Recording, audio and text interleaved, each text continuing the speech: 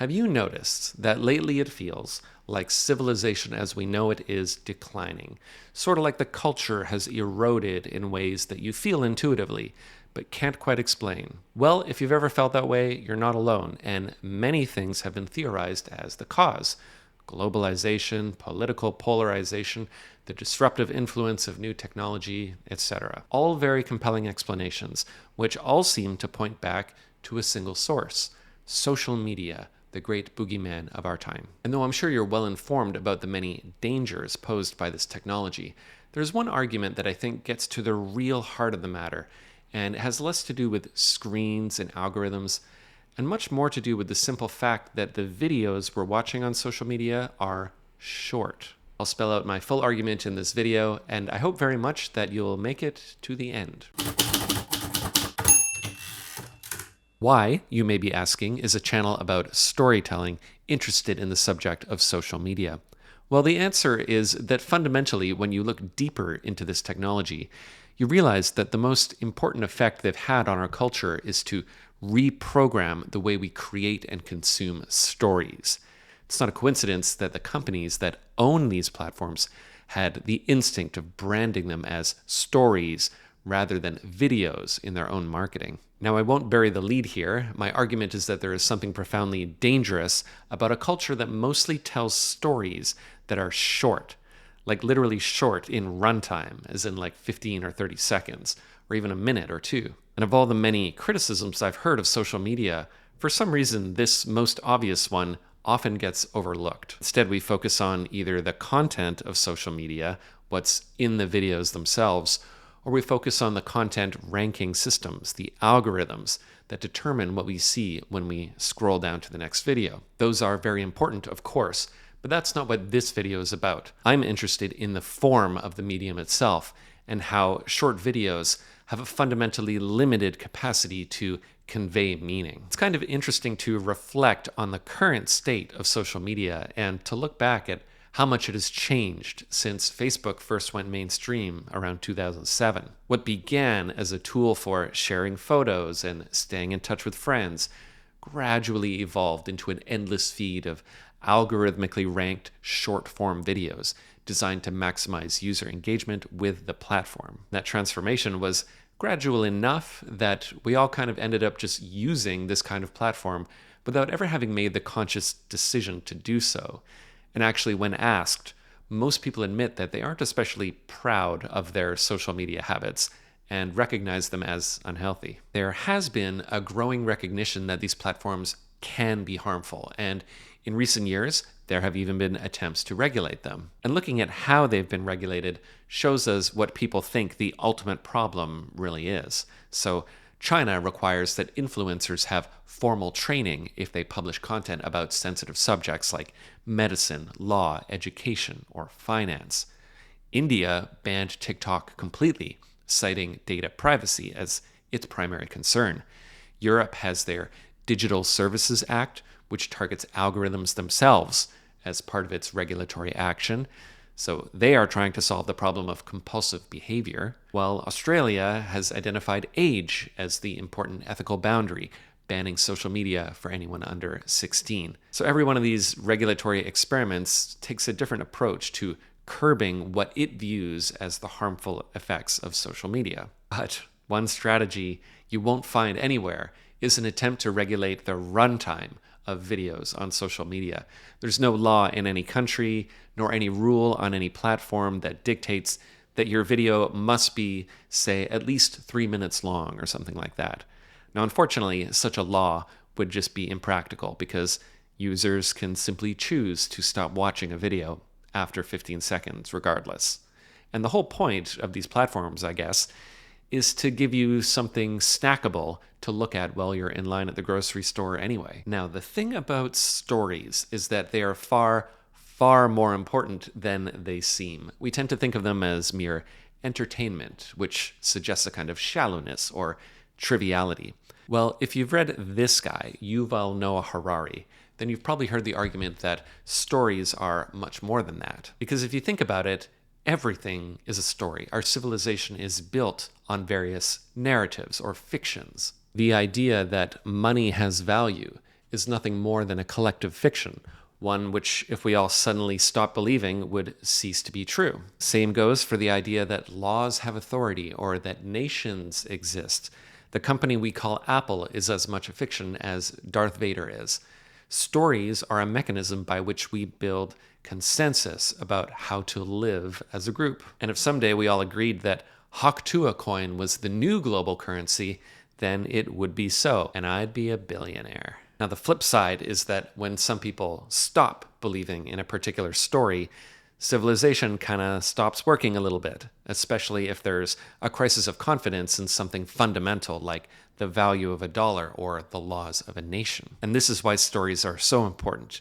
And that means the way we tell stories is also absolutely critical to the health of our civilization. Now, hearing this argument might make you think that it's primarily the content of our stories that matters the most. And if you look back on history, anytime a new type of storytelling emerges, there's usually some kind of moral panic about the content of that new medium. So when novels became popular in the 1800s, many believed they would poison the minds of the youth with their lewd sensationalism. So you got penny dreadfuls, which were serialized novels published in the UK that often told stories about criminals and the supernatural.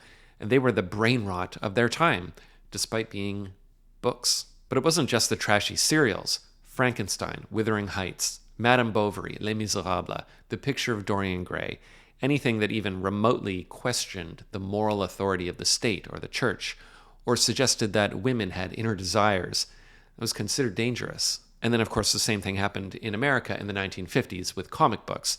It was believed that the graphic images and gray morality found in many comics was un-American and would cause juvenile delinquency. And then in more recent times, there was the moral panic around video games, which were believed to cause violence.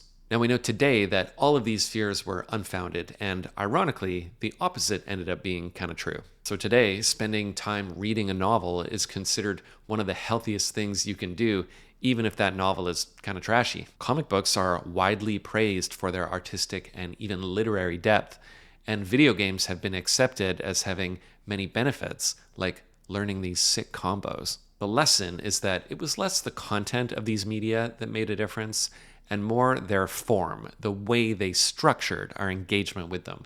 Novels, comics, and video games, they all demand sustained attention, and that's the more important point. And one of my favorite illustrations of this, it's not what was shown on the television screen that changed the world. It was how the television rearranged the living room. You don't really see a lot of chairs facing each other in people's homes these days. It's kind of interesting. This is what media theorist Marshall McLuhan meant when he said, "The medium is the message." Powerful stuff. Put another way, the form of a medium determines its maximum depth of meaning. It dictates what kind of truth is even possible. This is a pretty self-evident fact if you think about it. Obviously, there's a big difference between reading a novel and reading a tweet. 280 characters only gives you so much bandwidth through which to transmit an idea. And naturally, the same applies if you compare watching an Instagram reel to watching a play. In fact, this is a good place to talk about Aristotle, friend of the channel. He was among the first thinkers to formally describe the emotional process of storytelling. He did this in Poetics, which is about the literary form we call tragedy. Essentially, a story is an imitation of life, but one that is structured in a very specific way so that it arouses a particular emotion. Now, the goal of dramatic storytelling is for the audience to reach catharsis, leaving them emotionally changed in some way. You can always tell a good story if you feel some kind of emotional resolution at the end, and you really only get that if the character's actions have clear moral consequences. So watching all 3 hours of Oedipus Rex will leave you with a lot to contemplate about the human condition, because you'll internalize the full scope of moral consequences portrayed in that story. Now, I would say watching anything for a couple hours will give you something to think about. It doesn't have to be some literary classic. I hear you asking, even Alvin and the Chipmunks, the Squeakquel? Yes, Alvin and the Chipmunks, the Squeakquel is edifying in its own way. And if you analyze that film, you'd probably find it follows many of Aristotle's rules for dramatic storytelling. That might be a future video, by the way, so hit me up on Patreon and maybe we can make it happen. Now, on the other hand, watching something for only 15 seconds fundamentally cannot probe any deeper than the absolute surface of our emotional and intellectual capacity. Even if it is interesting or educational, which I fully admit a lot of short content is, the bottom line is that by definition, it's narratively shallow. It fundamentally cannot rise above the most basic appeals to our hearts and minds. It's Aristotle's dramatic formula boiled down to the crude science of engagement. Watch till the end to see what happens. You got your classics. Immoral person gets instant karma. Cheating girl gets what she deserves. Other political team is evil. These are stories, and they have a moral. You might not think about them in those terms when you open TikTok, but it really is true. You're wired to process your experiences as a story. Your brain automatically generates structures of meaning out of your experience of the world.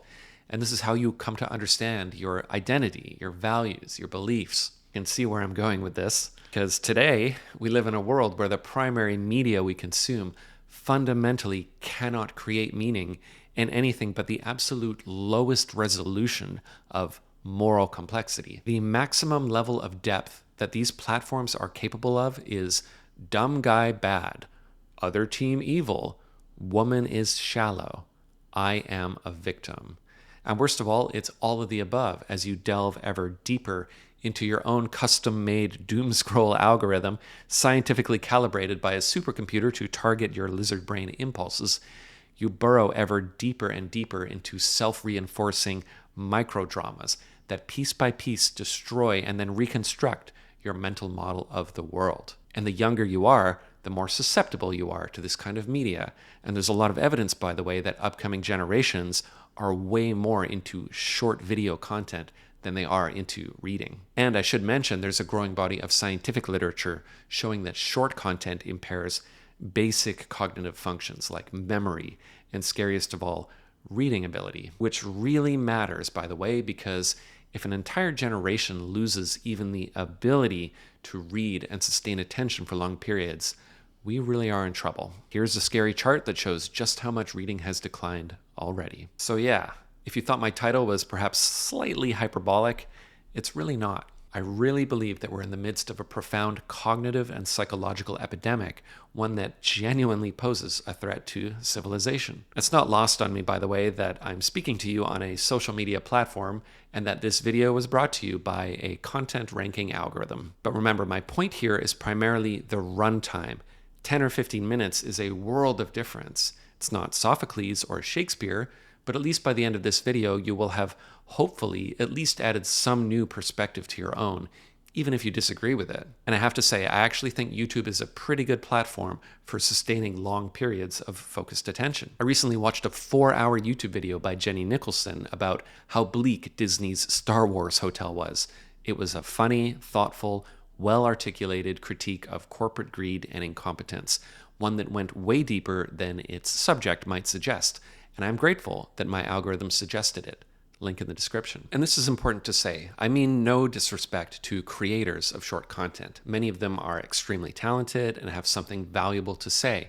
In fact, one gets the impression that many of them are trapped by the limited format of reels and shorts. You know, these days musicians need to constantly make short videos because the traditional channels for sharing music have been just eviscerated by big tech companies. Those musicians want you to listen to their album and engage with their art on a deeper level. And many of them are just exhausted by the content treadmill that they're forced to run on. And just to confirm, I don't consider myself to be above this in any way. I'm making this video because I recognize my own unhealthy relationship with these platforms. I somehow always seem to find myself mindlessly scrolling through shorts, even though I feel very strongly that I shouldn't. I'm sure you can relate to that experience. So I hope this video doesn't come across as throwing shade on anyone, because that's not my intent. All I want to do here is add my voice to the increasingly loud chorus of people who are at least trying to curb their relationship with these platforms. And in my view, the thing to limit is not necessarily a particular platform or type of content or even algorithm per se. I'm not even saying we should never watch short content ever again. It's only that we must also nourish our media diet with things that take time. Read a book, watch a movie, get lost in a TV series. I don't care what it is, but recognize that the time you spend is what counts more than the content itself. And To the 25% of viewers who made it to the end of this video, I hope that time was well spent. So thanks for watching. Check out my Patreon if you'd like to support this channel, and I'll see you on the next one.